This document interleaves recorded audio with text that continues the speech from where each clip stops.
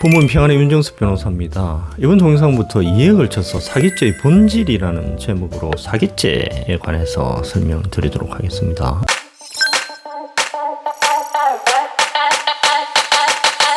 우리 형법 제347조는 사기죄에 관해서 이렇게 규정하고 있습니다. 사람을 속여, 즉 기망하여 재물을 교부받거나 재산상 이익을 취득하는 것. 그럼 사기죄가 성립하려면 세 가지 구성 요건이 있어야 됩니다. 첫 번째가 기망, 즉 사람을 속여야 됩니다. 두 번째가 기망에 의해서 상대방이 속아서 재산을 처분을 해야 됩니다. 그리고 세 번째는 처분으로 인해서 피고인이 재물을 교부받거나 재산상 이익을 취득을 해야 됩니다. 이에 관해서 구체적으로 살펴보도록 하겠습니다. 자, 다른 죄와 구별을 한번 해볼까요? 절도와 사기죄는 어떻게 다를까요? 절도는 예를 들면 식당 탁장 위에 있는 휴대전화를 몰래 가져가는 것. 이게 피해자의 어떤 처분 행위가 있을까요? 아니지 않습니까? 탁장 위에 있는 휴대전화를 피고인이 몰래 가져가 버립니다. 절도의 경우에는 피해자의 최종적인 처분 행위가 없습니다. 그런데 사기의 경우에는 피해자의 처분 행위로 피고인이 재산권을 취득하게 되겠죠.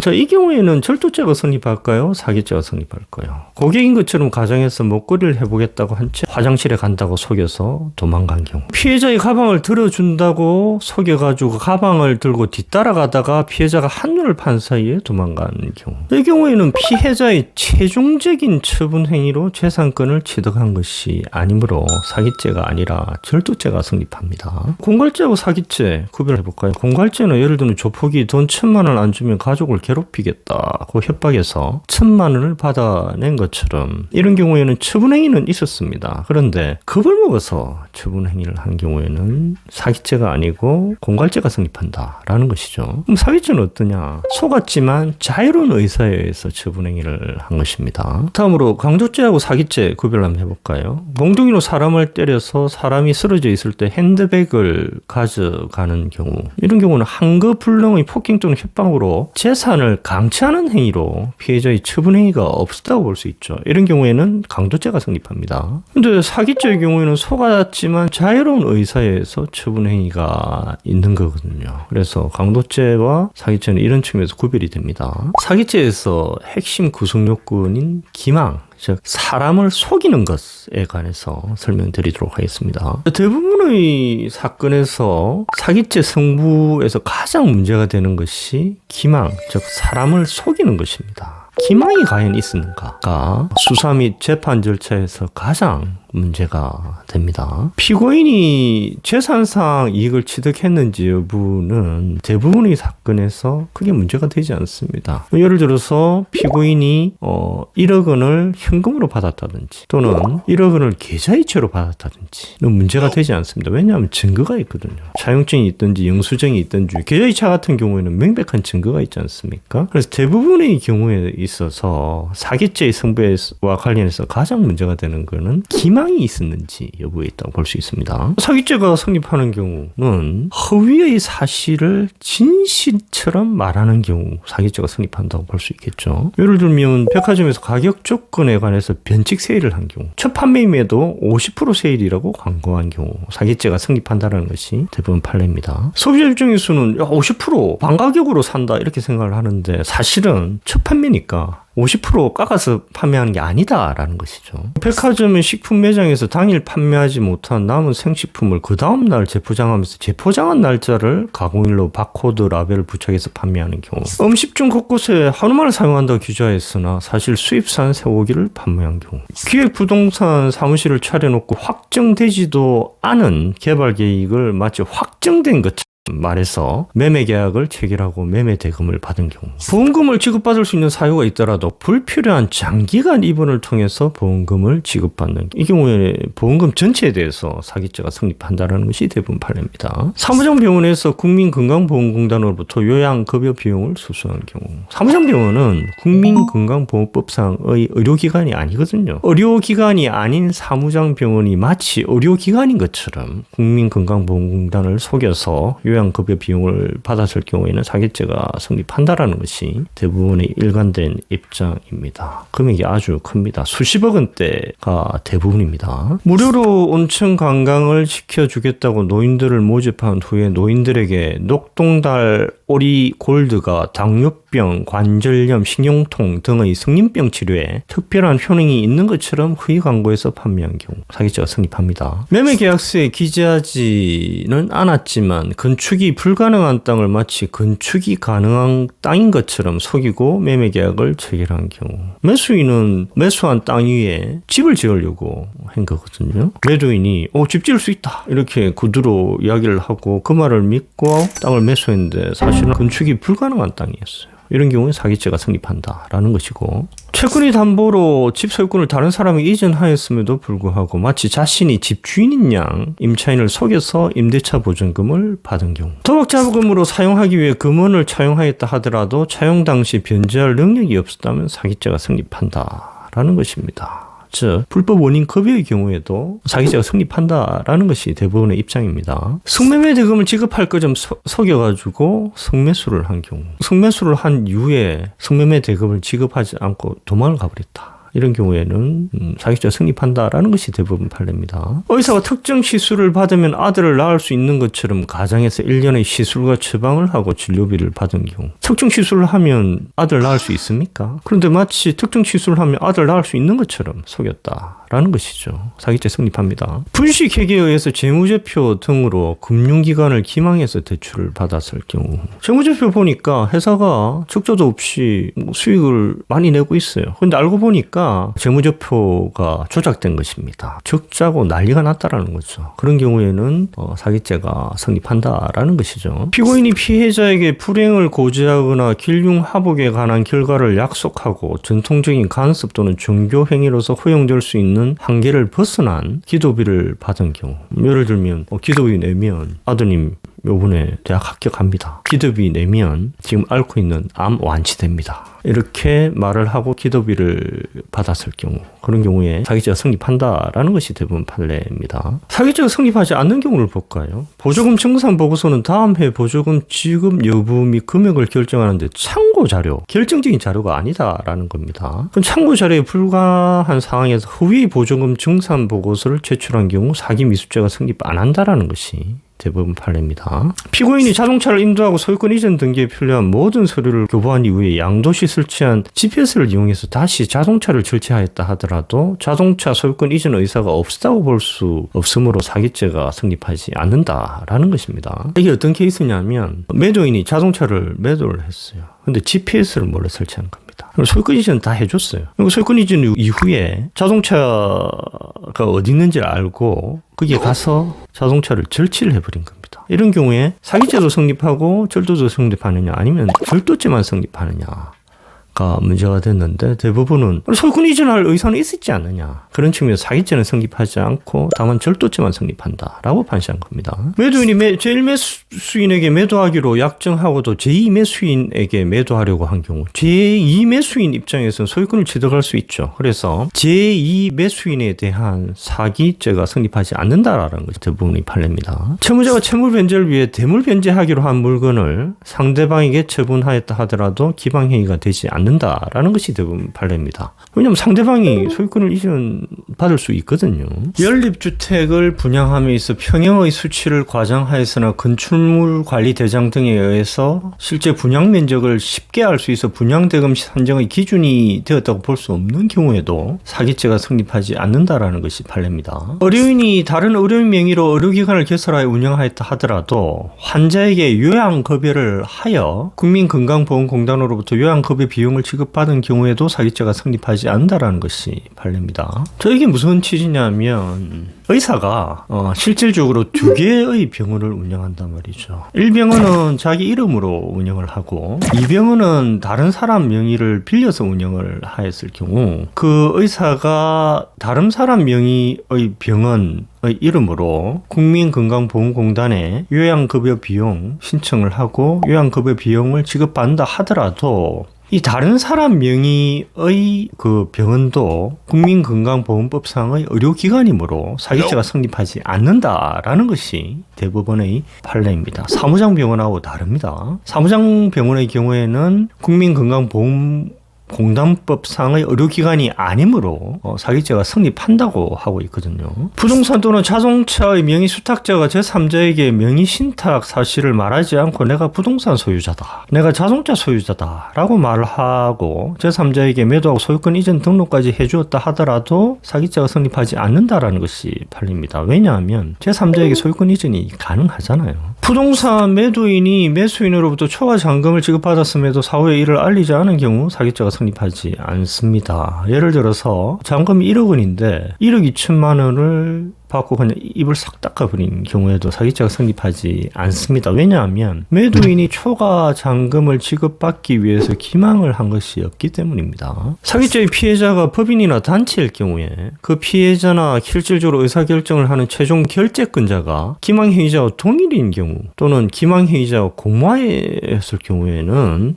기망행위를 당연히 알고 있었지 않습니까? 그래서 사기죄가 성립하지 않는다라는 것이죠. 다음으로 부작위에 의한 기망에 관해서 설명드리도록 하겠습니다. 부작위라는 게 뭘까요? 부작위는 뭘 하지 않는 거예요. 근데 우리가 일반적으로 기망이라고 하는 건 뭘 적극적으로 속이는 거지 않습니까? 그럼 어떤 경우에 하지 않는 것이 속이는 게 될까요? 상대방의 착오를 제거해야 할 의무 있는 사람이 아무런 행위를 하지 않을 때 부작위에 의한 기망이 성립한다라고 볼 수 있다라는 것이죠. 그럼 그 기준이 뭘까요? 상대방이 사실을 알았더라면 처분 행위를 하지 않았을 것인지 여부가 기준이 된다라는 겁니다. 좀 어렵죠. 예를 들면 쉽습니다.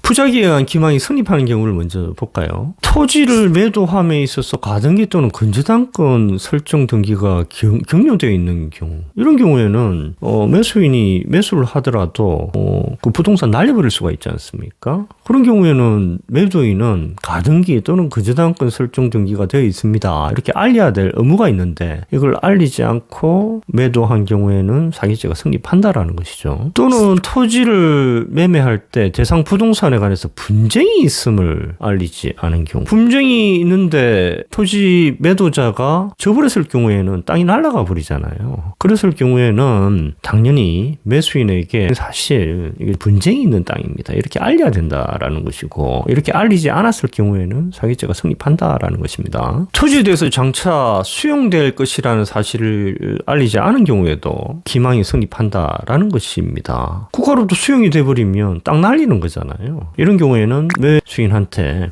이 토지 장차 수용될 겁니다, 그래도 매수하겠습니까? 이렇게 물어봐야 된다는 거죠. 이렇게 물어보지 않고 아무 말도 하지 않고 매도해버리면 사기죄가 성립한다라는 것입니다. 임대차 계약 당시 임차할 여관 건물에 관해서 경미가 게시된 사실을 알리지 않았을 경우에도 사기죄가 성립합니다. 특정 질병을 앓고 있는 사람이 보험사와 보험계약 체결 시 이를 알리지 않고 있다가 보험계약 체결 후에 특정 질병의 발병을 이유로 보험금을 청구하는 경우, 고지 의무 위반이자 사기죄가 성립한다라는 것입니다. 예를 들면 담보로 제공한 주식이 상장된 주식입니다. 그래서 은행이 보니까 주당 10,000원이야. 근데 알고 보니까 이게 시세 조정된 거라는 거죠. 사실은 주당 2,000원밖에 안 된다라는 겁니다. 그러면 은행에 이거 사실은 시세 조정된 주식입니다, 이렇게 알려야 된다라는 겁니다. 은행이 이거를 알면 대출을 해줄까요? 안 해주죠, 그죠? 그래서 대출을 받을 당시 시세 조정된 주식임을 숨긴 채 담보로 적용하고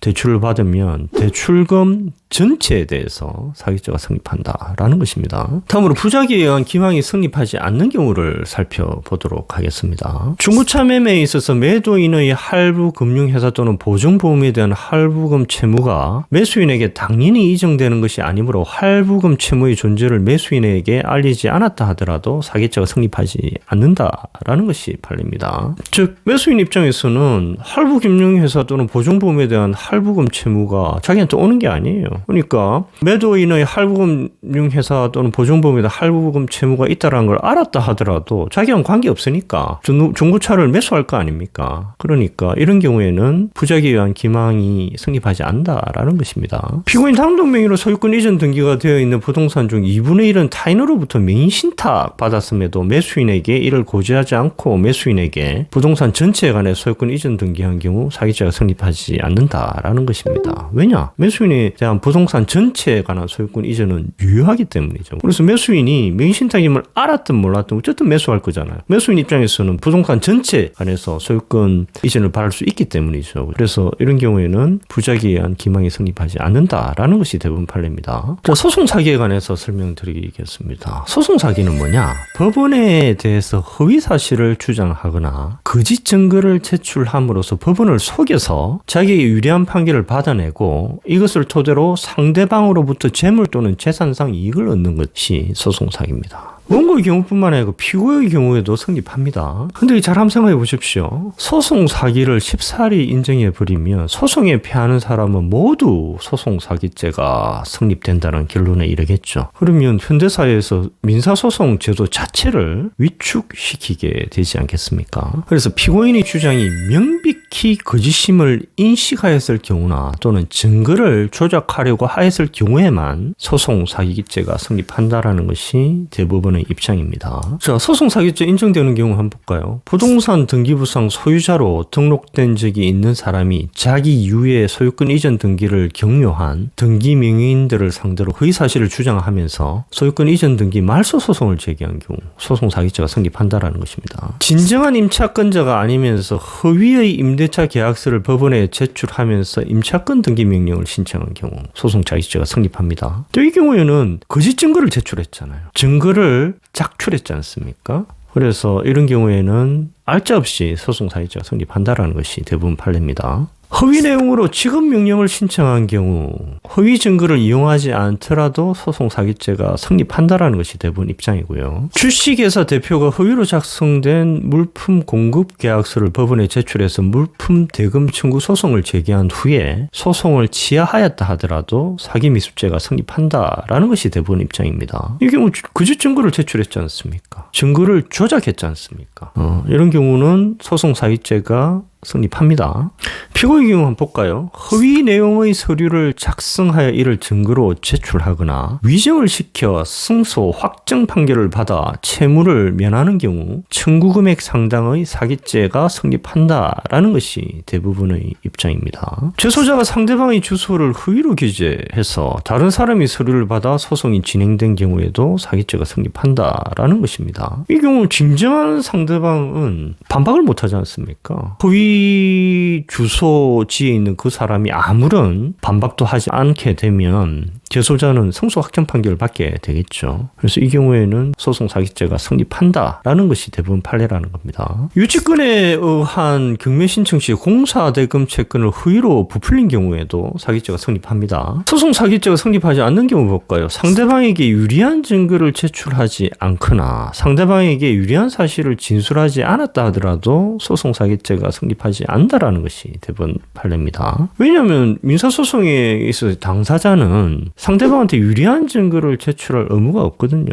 그리고 상대방에게 유리한 사실을 진술할 의무가 없습니다. 그러므로 상대방에게 유리한 증거를 제출하지 않거나 상대방에게 유리한 사실을 진술하지 않았다 하더라도 소송 사기죄가 성립하지 않습니다. 피고인이 갑소유의 부동산에 관해서 아무런 근한이 없는 을을 상대로 소유권 확인 등의 소송을 제기해서 승소 판결을 받을 경우 이 경우 을에 대한 승소 판결이 갑에게 효력이 미칩니까? 안 미친다라는 거죠. 네? 그래서 이 경우에도 소송 사기죄가 성립하지 않는다라는 것입니다. 가압류는 강제집행의 보전 방법에 불과하고 그 기초가 되는 허위의 채권에 의해 실제로 청구 의사표시를 한 것이 아니므로 가압류 신청을 한 것만으로는 사기죄 실행에 착수한 것으로 볼 수 없다라고 판시하고 있습니다. 즉 가압류, 가처분 등 보전 소송의 경우에는 소송 사기죄가 성립하지 않는다라는 것이 대부분의 일관된 판례입니다. 그런데 강제집행의 경우에는 소송 사기죄가 성립을 합니다. 예를 들면 허위로 약소금 공정을 받아가지고 약소금 공정 증서를 기초로 해서 강제 집행을 하였을 경우에는 소송 사기죄가 성립한다라는 것입니다. 사망한 자를 상대로 한 소송은 판결의 효력이 상속인들한테 미치지 않죠. 그러므로 소송 사기죄가 성립하지 않는다라는 것이 대부분의 입장입니다. 자, 오늘 이 정도로 하겠습니다. 다음 동영상에서는 기망에 있어서 가장 허위 광고 그리고 피해자가 과실이 있어도 사기죄가 성립하는지 여부에 관해서 살펴보고 사기죄에 있어의 처분 행위 그리고 사기죄에 있어 재산상 손해가 그 요건인지에 관해서 살펴본 다음에 사기죄의 유형으로서 차용금 사기 그리고 투자 사기에 관해서 살펴보도록 하겠습니다. 감사합니다.